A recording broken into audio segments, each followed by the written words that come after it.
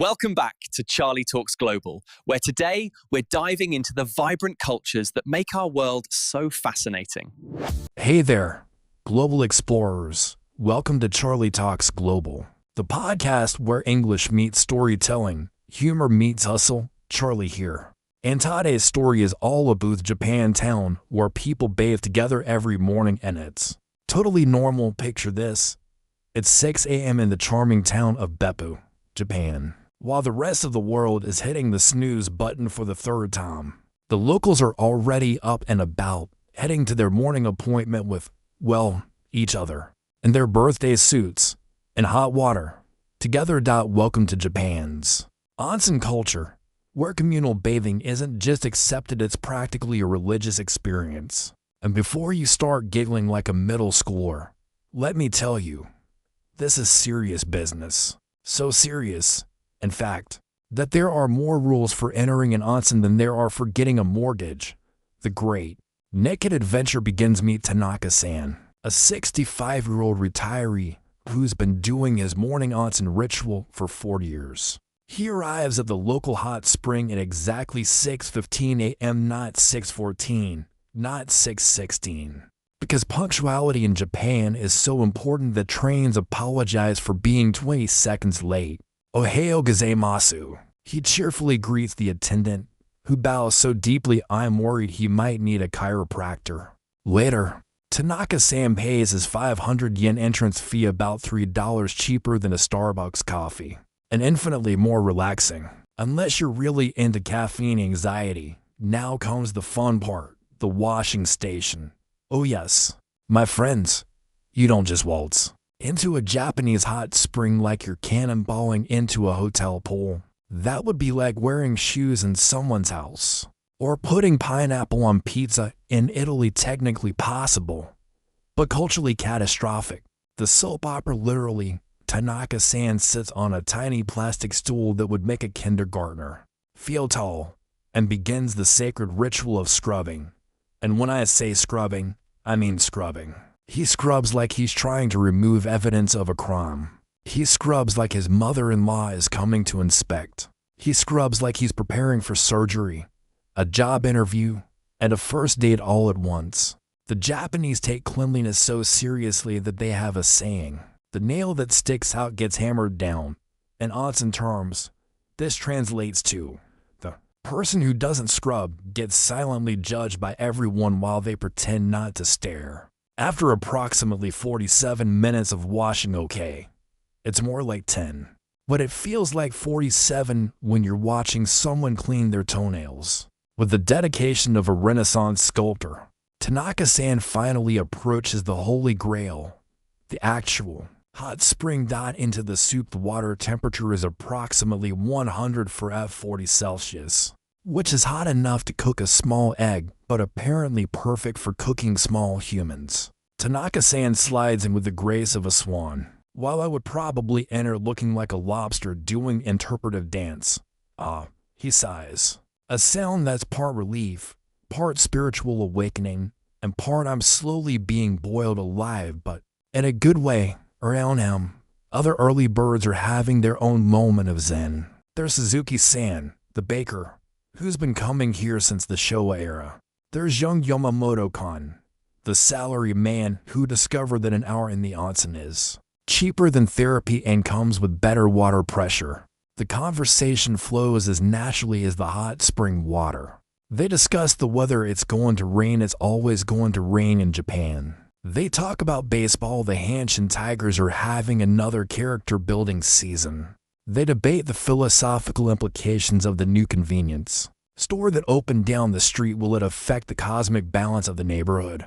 Closing parenthesis. The unspoken rules of naked diplomacy. Now, you might think that being naked together would be awkward, but the Japanese have turned this into an art form. There are more unwritten rules than a Jane Austen novel. No staring. Everyone practices the 1,000-yard stare, looking thoughtfully into the distance like they're contemplating the meaning of life, which they might be. No splashing. This isn't a water park. The most violent water movement allowed is gentle ripples when you shift position. No talking too loudly. Conversations happen in hushed, reverent tones. Like you're in a library made of hot water. No floating. Your towel stays on your head, not in the water. It's not a flotation device. It's a hat with commitment issues.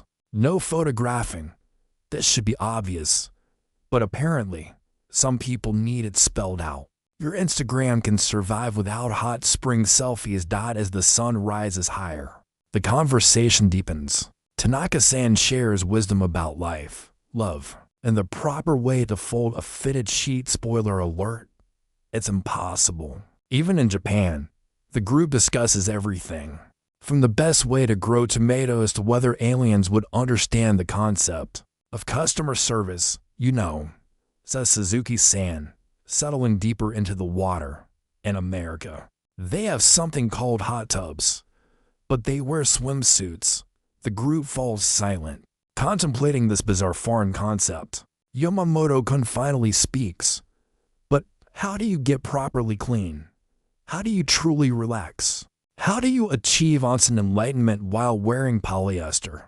They all shake their heads sadly at the strange ways of the world beyond Japan. What's really happening here isn't just cultural bonding over shared nudity, though that's part of it. The mineral-rich waters of natural hot springs actually have therapeutic benefits. The heat improves circulation, the minerals soothe aching muscles, and the communal aspect provides social connection that's increasingly rare in our digital age. Plus, there's something deeply democratic about everyone being equally naked and equally human. In the onsen, it doesn't matter if you're the CEO of a major corporation or the guy who makes the best ramen in town. You're all just people enjoying hot water together. By 7:30 a.m., the morning crowd begins to disperse. There's a whole ritual to leaving, too. More rinsing because apparently you need to wash off the mineral water with regular water. It's like onsen inception. More bowing, more arigato gozaimashita than at a politeness convention. Tanaka-san emerges, pinker than a cherry blossom and more relaxed than a cat in a sunbeam. He'll go home, eat breakfast, and tackle his day with the zen-like calm that only comes from starting your morning in hot water with your neighbors. This isn't just about bathing, it's about community, tradition, and the Japanese concept of harmony in a world where we're increasingly isolated, scrolling through our phones and avoiding eye contact. There's something beautifully radical about a place where people come together, literally and figuratively, to start their day.